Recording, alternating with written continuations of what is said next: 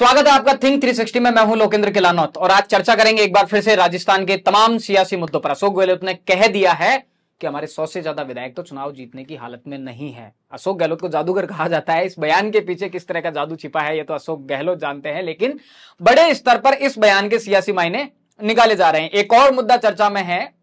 गोविंद सिंह डोटासरा ने जिन 85 लोगों को कांग्रेस में सचिव पद पर नियुक्ति दी थी, अब उस पर एक दूसरी तरह की तलवार लटक गई है और कहा जा रहा है कि उस नियुक्ति को एक बार फिर होल्ड पर रखा गया है। वहीं एक पूर्व एमएलए हैं, चर्चित विधायक हैं, उनके साथ में बड़ी ठगी हो गई है। वहीं तूफान का असर अब राजस्थान में भी दिखने लगा है, जिसके बाद महंगाई राहत कैंप को 2 दिन के लिए स्थगित किया गया है। चर्चा में साथ जुड़ेंगे वरिष्ठ पत्रकार और राजनीतिक विश्लेषक प्रदीप बिदावत। प्रदीप जी, बड़े सियासी मायने निकाले जा रहे हैं इस बयान के। 100 विधायक नहीं, 100 विधायक वाला मुझे लगता है इसको एक बार देखना चाहिए, क्योंकि 100 विधायक तो हैं और सभी चुनाव हार रहे हैं, तो फिर कौन जीत रहा है जी, है ना। 107 के आसपास 200 लोग जो प्रत्याशी थे जी, प्रत्याशी 100 सीटों पे कांग्रेस हारी थी, है ना। कांग्रेस उस पे तैयारी कर रही है, तो इस बयान को इस तरह से देखा जाना चाहिए कि अशोक गहलोत चुनावी मूड में आ गए। चुनावी वर्ष में जब टिकट प्रार्थी के रूप में आते हैं तो जो मौजूदा विधायक है उन्हें यह लगता है मेरा टिकट तो कौन काट रहा है। जो प्रत्याशी थे उनका यह कहना है कि साहब हमने पिछली बार कोशिश की थी और कुछ वोटों से मार गए थे। मेरे थोड़ी सी बात समझ में नहीं आती। अशोक गहलोत कह रहे हैं कि जो विधायक है ना, वो खुद आगे कहते हैं कि हम चुनाव जीतने की स्थिति में नहीं है। किसी विधायक का इस तरह का कोई सार्वजनिक बयान नहीं आया। किस विधायक ने ऐसा कहा है, कहा भी है या नहीं कहा है, ये थोड़े से देखो कोई नहीं कहेगा, क्योंकि टिकट चाहिए। ठीक बात है। टिकट जब मिल जाता है तो फिर इन्वेस्टर अच्छा खासा पैसा देते हैं। चुनाव जादू है इस बात ना, तो वो ये है कि जैसे इससे पहले का जो प्रियम्बल था वो ये था कि 3 प्रभारी, प्रदेश अध्यक्ष और मुख्यमंत्री तीनों बैठे रहे, कि एमएलए की क्लास लगी, उन्हें बताया गया कि तुम नहीं जीत रहे हो, ये नहीं जीत रहे हो, उसे थोड़ा सा डाउन करना। डिजाइन बॉक्स का कमाल तो नहीं है। डिजाइन बॉक्स तो देखो सोशल मीडिया प्रचार और इस पे है, पॉलिटिक्स में राय नहीं देता डिजाइन बॉक्स। अशोक गहलोत अपनी पॉलिटिक्स खुद बिल्कुल जादूगर हैं, वो जादूगर हैं। तो ये जो है कि 100 से ज्यादा विधायक चुनाव नहीं जीत रहे, ये बयान थोड़ा सा ऐसे देखा जाना चाहिए। उनका ये कहना है कि पिछले जो 100 सीटें जो कांग्रेस हारी है उन पे फोकस कर रहे हैं। 50 से कम वालों को हम टिकट देंगे, तो 50 से कम एज वालों को तो लगभग सभी निपट रहे हैं उसमें। तो गहलोत सरकार के लगभग मंत्रियों के टिकट कट रहे हैं। विधायक है वो तो सभी अशोक गहलोत समर्थक माने जाते हैं जी। तो ये कुछ फॉर्मूले लागू करने की बात है कि थका हुआ के तो उदयपुर से लागू हुआ था ना, उस फॉर्मूले का हुआ क्या? एक व्यक्ति एक पद का सिद्धांत, एक परिवार एक टिकट का सिद्धांत, एक जो पूरा फरमान आया था आला कमान से, उस पर अमल कितना हुआ? नहीं, उसमें अपवाद रखे जाते हैं, स्टार होता है ना विज्ञापन के अंदर, शर्तें हैं, नियम और शर्तें लागू, तो वो रहती है सभी पार्टियों में ही। तो कांग्रेस में तो लगभग लेखुना निकल ही आता है।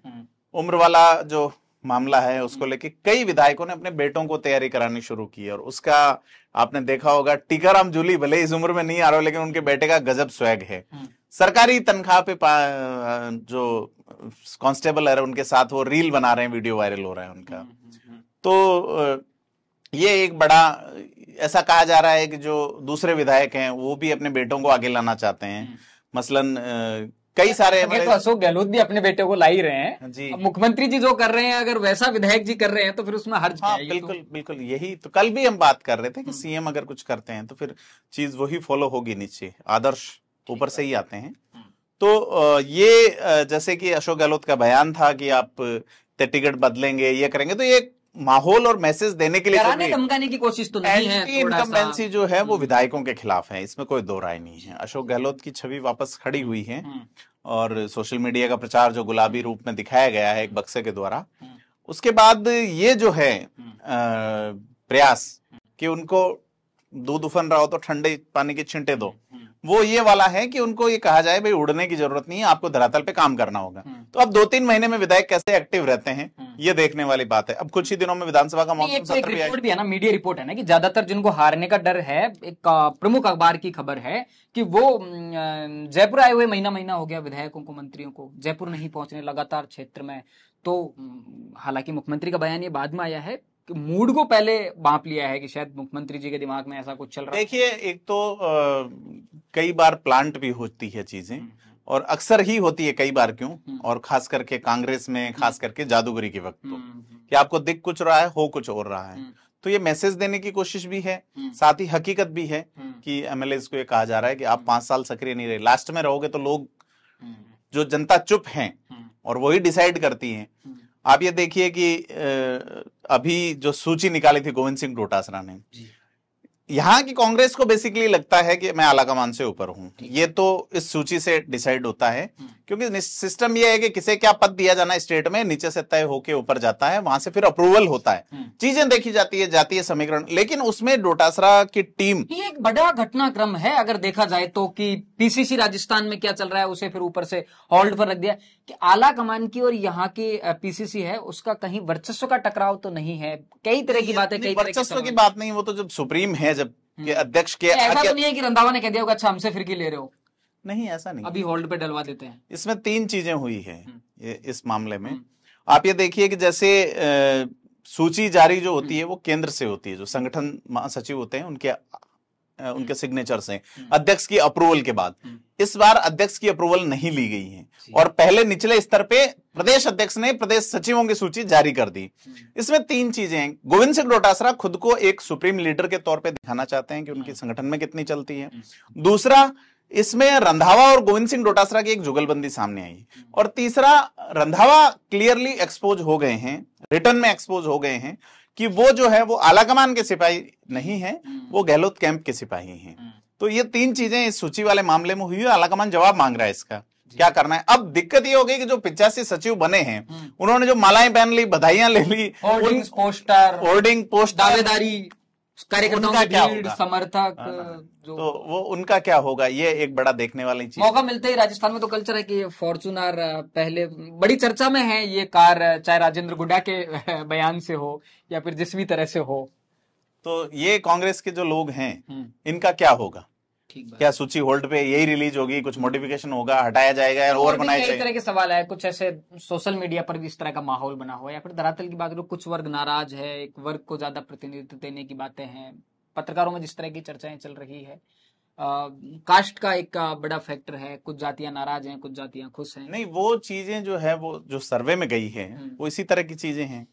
सर्वे अलग अलग लेवल पे चल रहे हैं, अलग अलग स्तर, अलग अलग कंपनियों द्वारा पार्टी खुद सर्वे करवा रही है, आलाकमान की टीम अलग सर्वे करवा रही है, जो इंडिविजुअल जो बड़े लीडर्स है, सोनिया गांधी, राहुल गांधी, प्रियंका गांधी की टीम कर रही है। तो उसमें ये चीजें आ रही है कि कुछ चीजें तो ऐसी पेश की जा रही है जो कि ठीक नहीं है।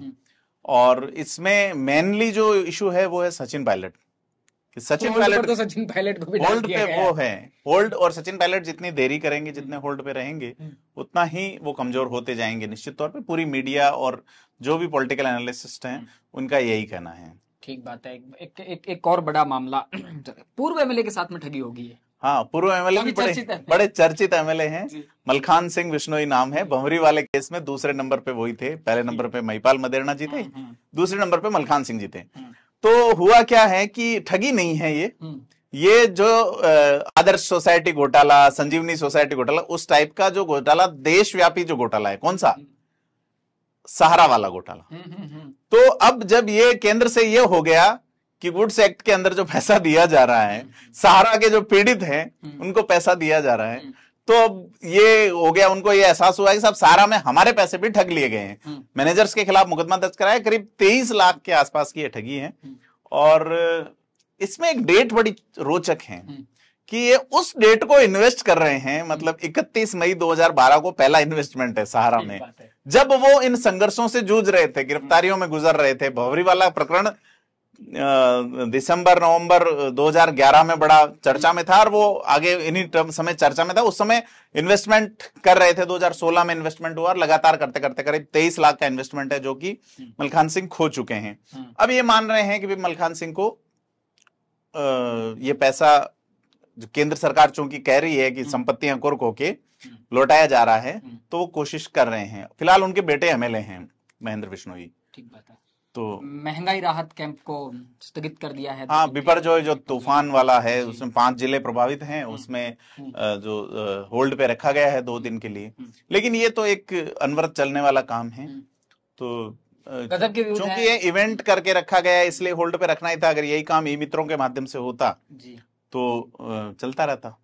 एक गजब के व्यूज आ रहे हैं लोगों के महंगाई राहत कैंप को लेकर। हम खंडेला कवरेज करने के लिए गए हुए थे, एक बुजुर्ग ने कहा कि महंगाई राहत कैंप में भैंस मिल रही है जी। कैसी कैसी अपेक्षाएं हैं लोगों की महंगाई राहत कैंप से कि भैंस मिल रही है, फिर उनको वाकई में भैंस मिल रही है कि भैंस के पैसे मिल रहे हैं। अच्छा, हाँ। तो नहीं, आज एक बड़ा इवेंट था, राजस्थान सरकार लंपी में जो गोवंश जिनकी डेथ हुई उनको वो बड़ी राशि दे रहे हैं पशुपालकों को, तो उसमें ही पशुपेश है। कई पशुपालकों की राशि ऐड, मतलब जो मौतें हैं उनकी ऐड नहीं हो पाई। उसके अलावा कई लोगों ने फर्जीवाड़ा कर लिया, ऐसी कई सारी बातें हैं, लेकिन कुल मिला के ये है कि राहत पहुंच रही है लोगों के पास, ये एक ठीक चीज है। बहुत सारे मुद्दों पर आज हमने चर्चा की। कल जैसे ही राजस्थान की सियासत का मौसम बदलेगा आपके साथ चर्चा में फिर जुड़ेंगे। राजस्थान से जुड़े तमाम मुद्दों को जानने समझने के लिए जुड़े रहिए थिंक 360 के साथ। धन्यवाद।